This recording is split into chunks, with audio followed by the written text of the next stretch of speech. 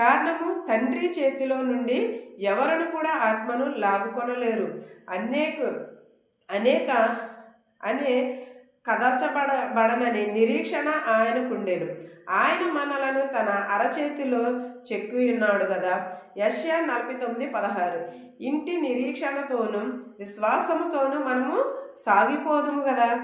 సాధారణముగా పాత నిబంధన పరిశుద్ధులు రాత్రివేళ చేయు కుటుంబ ప్రార్థన ముగింపులో తండ్రి నీ చేతికి నా అప్పగించుకొనుచున్నాను అని చెప్పి ప్రశాంతముగా నిద్రించేడు వారు.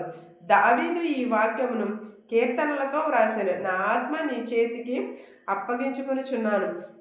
యెహోషువ సత్యదేవ నన్ను విమోచించువాడవు నీవే. కీర్తనలు 31:5 ఉంటుంది. ఈ క్లుప్తంగా ప్రార్థన పండుకొనుటకు ముందుగా మరచి నిద్ర కొరకు చేయు నిరీక్షణ గల ప్రార్థనగా ఉండెను. అయితే క్రొత్త నిబంధన పరిశుద్ధులమైన మనకు ఈ మాటలు క్రీస్తు నందు నిద్రించుటకు ముందు తండ్రి యందు మనకున్న నిరీక్షణను వెల్లడి చేయు విశ్వాస ఘోషగా ఉన్నది.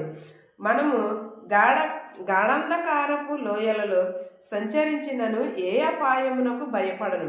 నిరీక్షణ గలవారమై మన ఆత్మను తండ్రి చేతికి అప్పగించి నిత్యత్వములోనికి దాటి వెళ్ళుదుము.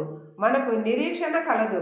క్రీస్తునందు మనకు లభించిన ఈ నిరీక్షణ మహిమ గల నిరీక్షణ. ఆ నిరీక్షణ ఎన్నడూ మనలను విడిచి